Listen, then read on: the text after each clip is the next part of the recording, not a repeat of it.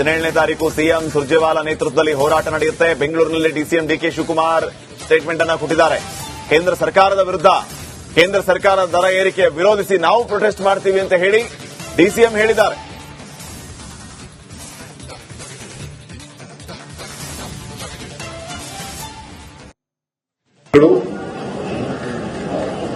ಕೇಂದ್ರ ಸರ್ಕಾರದ ನೀತಿಗಳು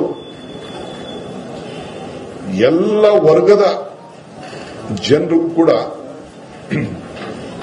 ಒಂದು ವರ್ಗ ಅಂತ ಹೇಳಂಗಿಲ್ಲ.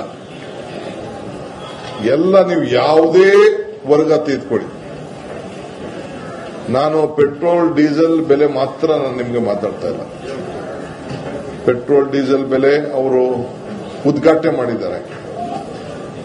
ಅವರ ಕೇಂದ್ರ ಸರ್ಕಾರ ಇವರು ಯಾತ್ರೆ ಮಾಡಕ್ಕೆ ಹೊರಟ ದಿನ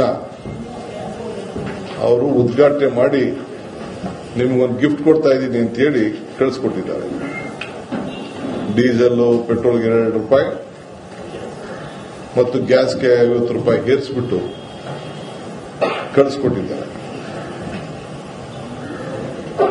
ಇವತ್ತು ಆ ಗುಣಗಾನಗಳನ್ನ ಸಾಮಾನ್ಯ ಜನರ ಕೇಳಬೇಕು ನೀವು.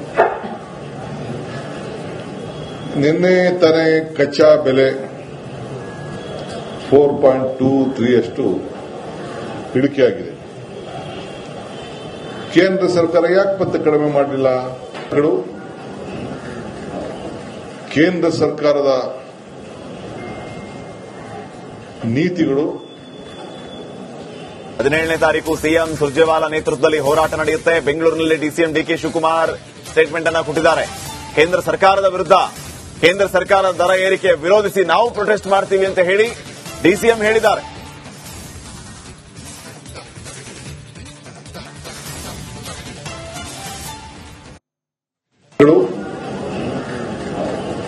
ಕೇಂದ್ರ ಸರ್ಕಾರದ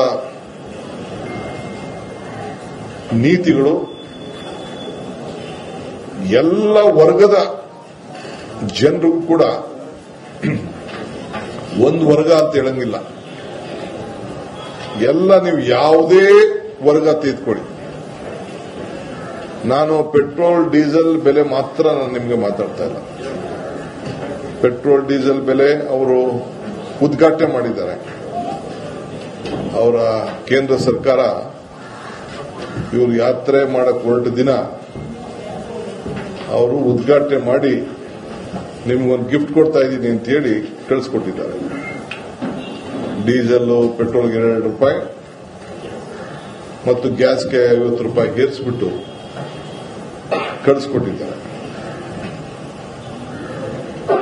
ಇವತ್ತು ಆ ಗುಣಗಾನಗಳನ್ನ ಸಾಮಾನ್ಯ ಜನರ ಕೇಳಬೇಕು ನೀವು.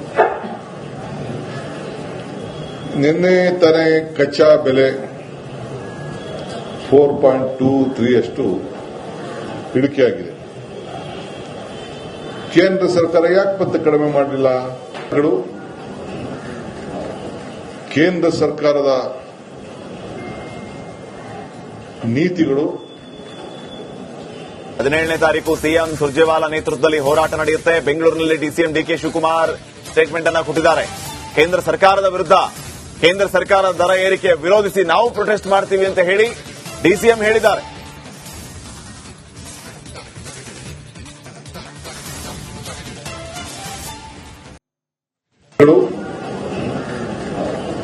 ಕೇಂದ್ರ ಸರ್ಕಾರದ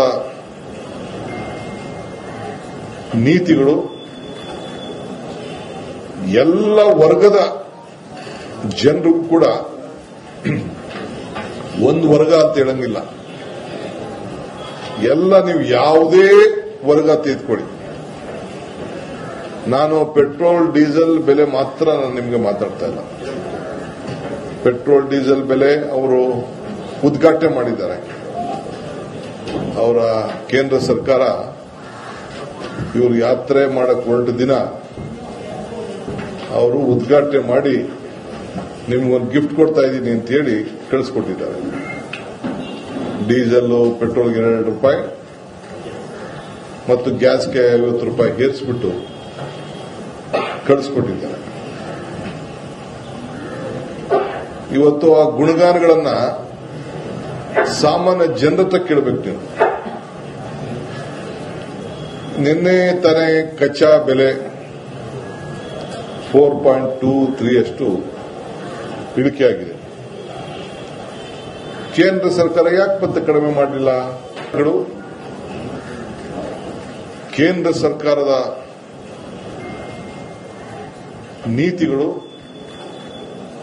17ನೇ ತಾರೀಕು ಸಿಎಂ ಸುರ್ಜೇವಾಲಾ ನೇತೃತ್ವದಲ್ಲಿ ಹೋರಾಟ ನಡೆಯುತ್ತೆ. ಬೆಂಗಳೂರಿನಲ್ಲಿ ಡಿಸಿಎಂ ಡಿಕೆ ಶಿವಕುಮಾರ್ ಸ್ಟೇಟ್ಮೆಂಟ್ ಅನ್ನು ಕೊಟ್ಟಿದ್ದಾರೆ.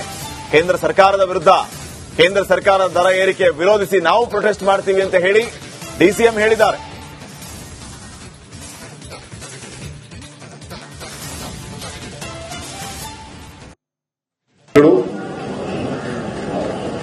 ಕೇಂದ್ರ ಸರ್ಕಾರದ ನೀತಿಗಳು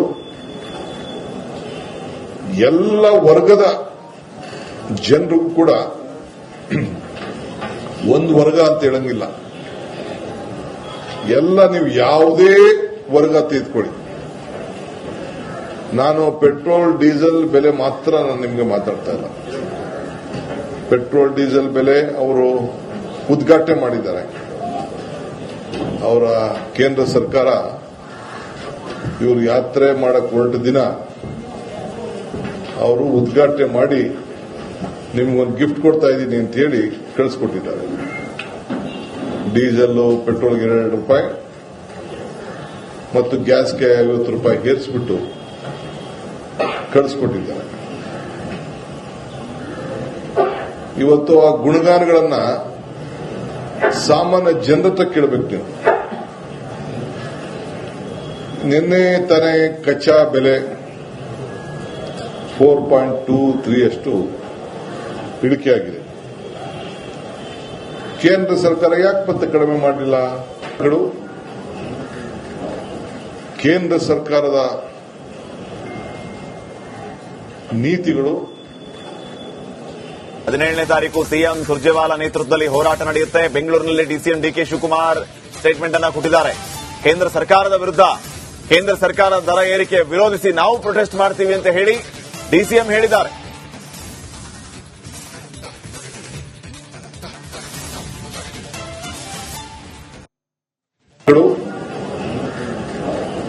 ಕೇಂದ್ರ ಸರ್ಕಾರದ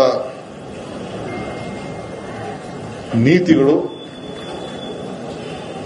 ಎಲ್ಲ ವರ್ಗದ ಜನರಿಗೂ ಕೂಡ ಒಂದು ವರ್ಗ ಅಂತ ಹೇಳಂಗಿಲ್ಲ. ಎಲ್ಲ ನೀವು ಯಾವುದೇ ವರ್ಗ ತೆಗೆದುಕೊಳ್ಳಿ. ನಾನು ಪೆಟ್ರೋಲ್ ಡೀಸೆಲ್ ಬೆಲೆ ಮಾತ್ರ ನಾನು ನಿಮಗೆ ಮಾತಾಡ್ತಾ ಇಲ್ಲ. ಪೆಟ್ರೋಲ್ ಡೀಸೆಲ್ ಬೆಲೆ ಅವರು ಉದ್ಘಾಟನೆ ಮಾಡಿದ್ದಾರೆ. ಅವರ ಕೇಂದ್ರ ಸರ್ಕಾರ ಇವರು ಯಾತ್ರೆ ಮಾಡಕ್ ಹೊರಟ ದಿನ ಅವರು ಉದ್ಘಾಟನೆ ಮಾಡಿ ನಿಮ್ಗೊಂದು ಗಿಫ್ಟ್ ಕೊಡ್ತಾ ಇದ್ದೀನಿ ಅಂತ ಹೇಳಿ ಕಳಿಸ್ಕೊಟ್ಟಿದ್ದಾರೆ. ಡೀಸೆಲ್ ಪೆಟ್ರೋಲ್ಗೆ 2 ರೂಪಾಯಿ ಮತ್ತು ಗ್ಯಾಸ್ಗೆ 50 ರೂಪಾಯಿ ಏರಿಸಿಬಿಟ್ಟು ಕಳಿಸ್ಕೊಟ್ಟಿದ್ದಾರೆ. ಇವತ್ತು ಆ ಗುಣಗಾನಗಳನ್ನ ಸಾಮಾನ್ಯ ಜನರ ಕೇಳಬೇಕು ನೀವು. ನಿನ್ನೆ ತಾನೇ ಕಚ್ಚಾ ಬೆಲೆ 4.23 ಅಷ್ಟು ಇಳಿಕೆಯಾಗಿದೆ. ಕೇಂದ್ರ ಸರ್ಕಾರ ಯಾಕೆ ಮತ್ತೆ ಕಡಿಮೆ ಮಾಡಲಿಲ್ಲ? ಕೇಂದ್ರ ಸರ್ಕಾರದ ನೀತಿಗಳು